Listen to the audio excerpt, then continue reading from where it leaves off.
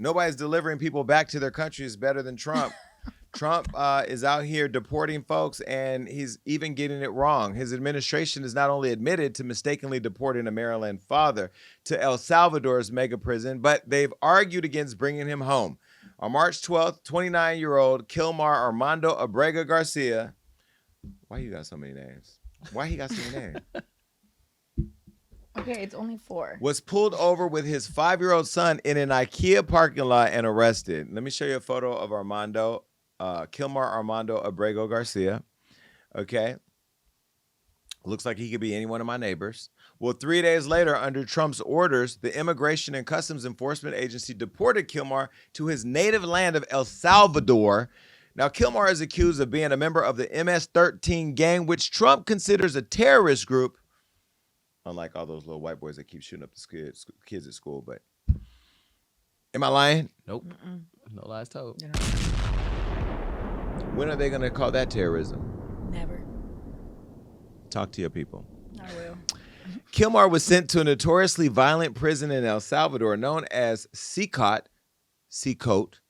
His wife, Jennifer Vasquez Sura, said after his arrest, she never got a jail call, but days later, Jennifer finally found out that her husband was deported after identifying him in a prison photo of detainees entering intake. And she says she broke down and lost it. Let me show you a photo of Kilmar in the lineup. This is him in Silcote. Why the guards got masks on? Why? It's one of the most brutal prisons in the world. This is El Salvador. Mm-hmm. And they beat and kill the people there? Mm-hmm. I don't know what they do inside, but you don't want to go there.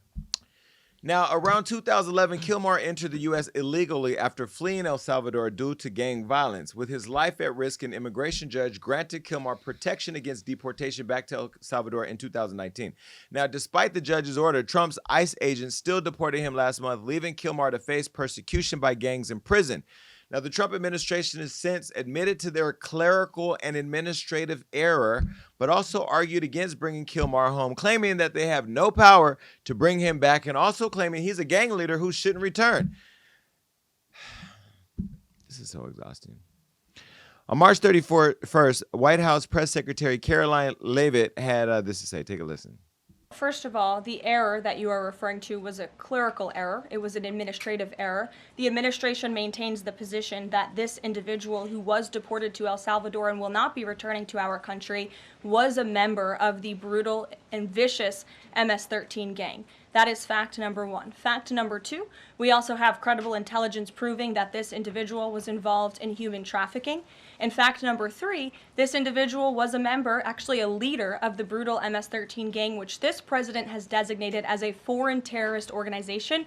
Fact number 4 is that foreign terrorists do not have legal protections in the United States of America anymore. And it is within the president's executive authority and power to deport these heinous individuals from American communities. It is a promise he campaigned on. It is a promise he is keeping.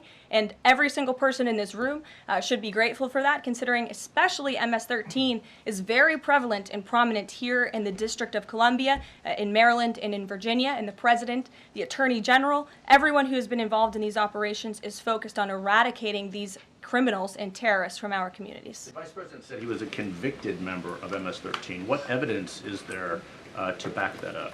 There's a lot of evidence, and the Department of Homeland Security and ICE have that evidence, and I saw it this morning. In what court was he convicted and for what?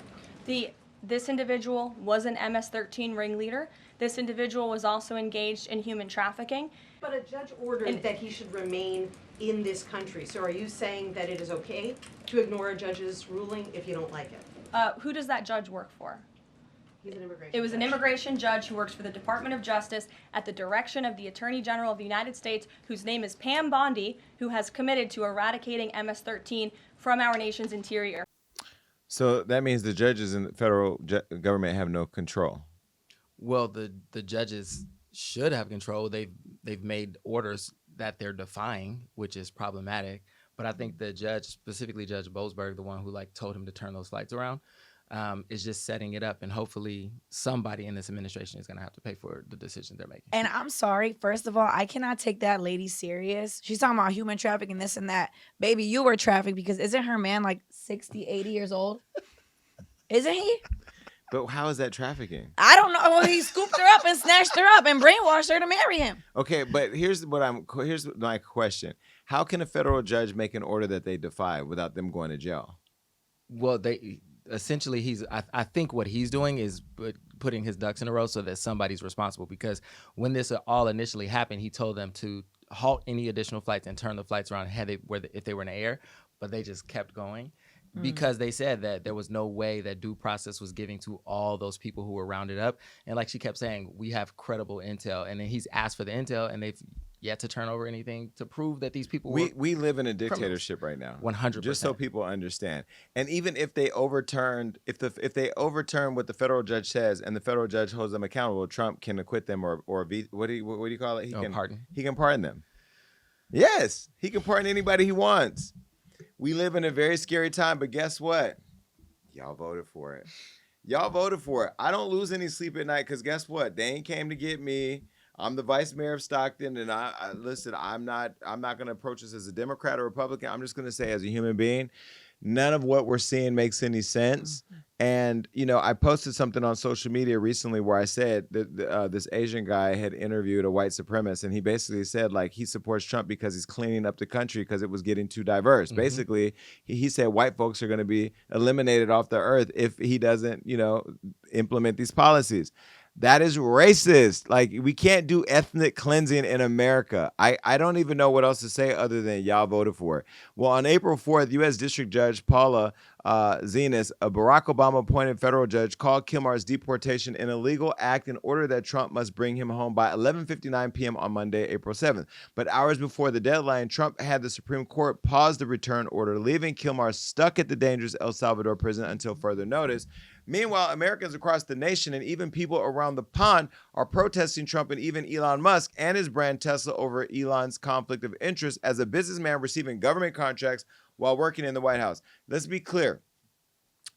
The whole purpose of government is to prevent influence in our government that takes away the democracy and the voice of each of us as individuals in the collective. But when you allow billionaires and people that own social media companies to be a part of your administration, it gives you an unfair advantage over the democratic process. We already know what the cabinet looked like. I'm calling it the cabinet at the inauguration because he had the owners of every mega social media platform and every rich billionaire in the country up there sitting next to his family. Well, let me show you a collage of protesters all over the world that protested against Trump and Elon. Okay, these are people who are out there standing against them, but probably voted for them, not douche. Why the photo of him that says douche look like Ed Sheeran? That's not right. Who elected Musk?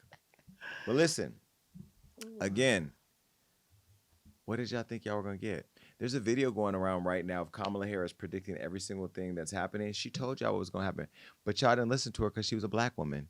You didn't listen to her because she was a woman. Y'all didn't like Hillary. She was more qualified. You didn't like Kamala. She's more qualified. You don't like women in this country, and you definitely don't like a black woman because she told you everything. This is partly why I don't feel bad for none of y'all. I feel bad for her. I feel bad for, that's it. I don't feel bad for nobody else because y'all voted for it. Right? Am I wrong to say I don't feel bad? No, because I've been sitting around trying to figure out how to process all of this as well, because they're rounding up students who participate in peaceful protests because they feel like they're on the wrong side of the protest and then revoking their visas. Like, what kind of country do we live in where you can stop someone on the street, lock them up, take away their visa, and send them home because they protest? And I kept hearing about this, but literally this morning when I was walking my dog, I saw Carla. She's like the cleaning lady of my building. And I saw her like wiping away her tears and she was cleaning up. And I'm like, Carla, are you okay? Because I always talk to her every morning. And she was like, I have stress. And she told me her little brother just got deported back to Mexico, and that was like the first person that I can like see like emotions and feelings, and like you're a real thinking person, and like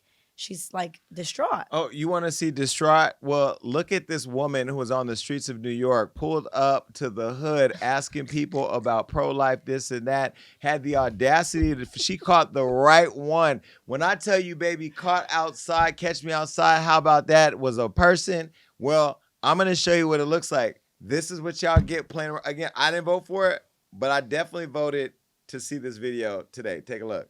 I'm not the one who admitted they would be okay with killing babies in foster care and killing children that have been abused. That's not the point. What I'm saying. That's really. What's wrong with you?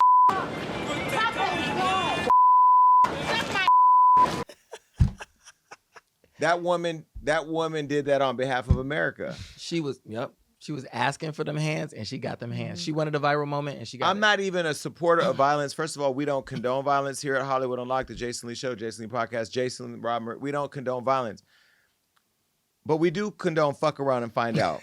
Okay, and she fucked around and found the fuck out because you know when you're on the street doing, hey, I want to ask you questions. Just ask questions. Don Lemon does a great job of just going on the street and asking people their thoughts, challenging their thoughts in a creative way that allows them to share more of their thoughts because it's really about the thought. It's not about Don trying to prove his agenda or prove them wrong or whatever.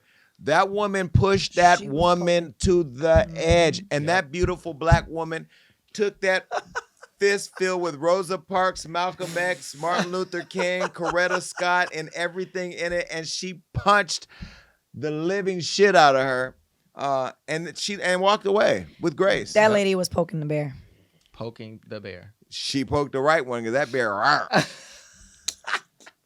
She said, "Not today, darling."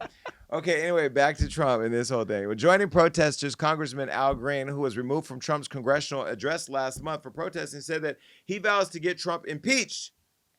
He's going for the impeachment. Take a listen. For every Goliath, there is a David. And I want you to know, Mr. President, this David is going to bring articles of impeachment against you within the next 30 days. Within the next 30 days. I'm bringing articles of impeachment. I'm coming for you, Mr. President. This David is coming for you. You don't deserve the office you hold. You can't be entrusted with liberty and justice for all. You can't be entrusted with government of the people, by the people, for the people. I'm coming for you.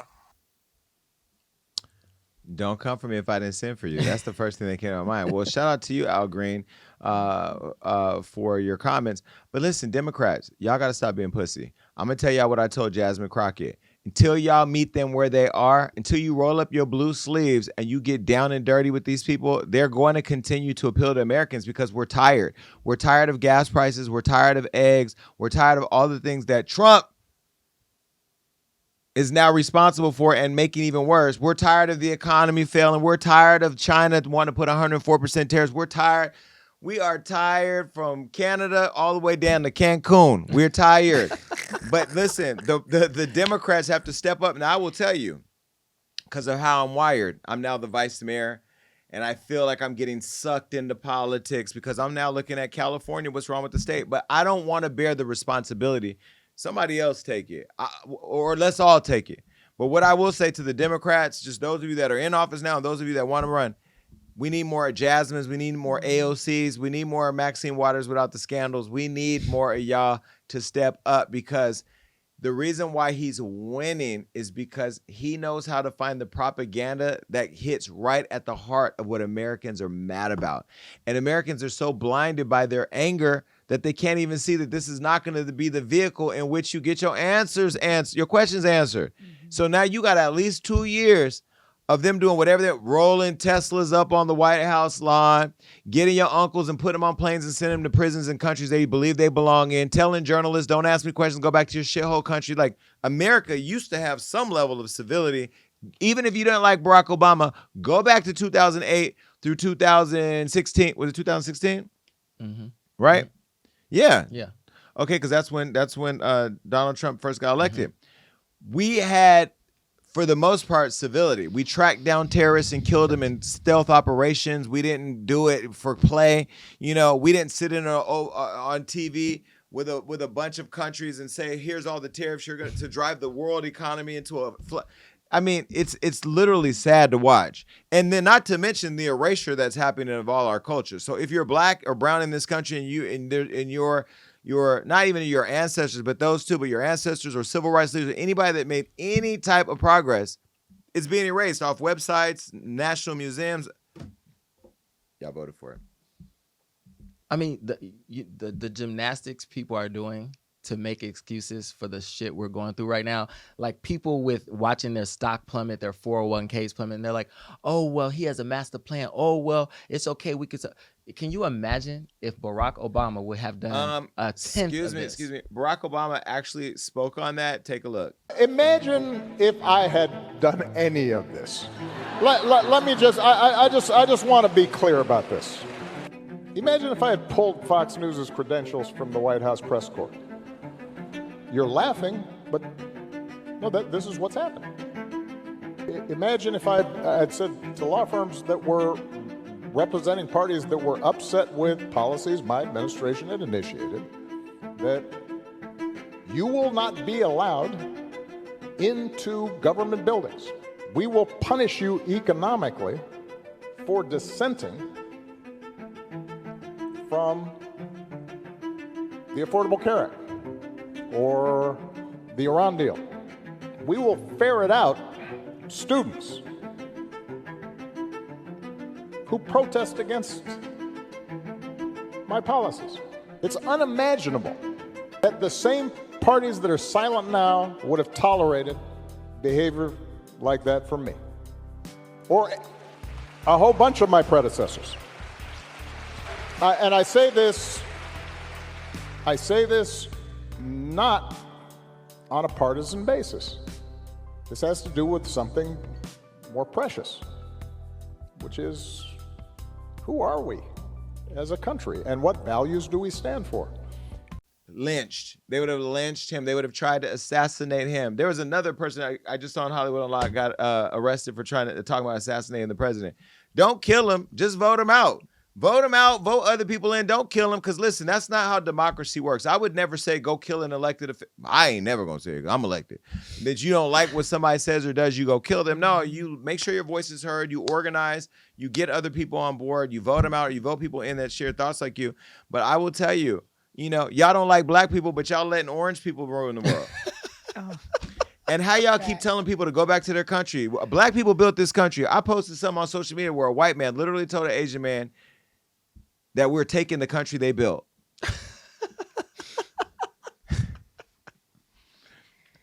Y'all voted for it. I'm done. Goodbye.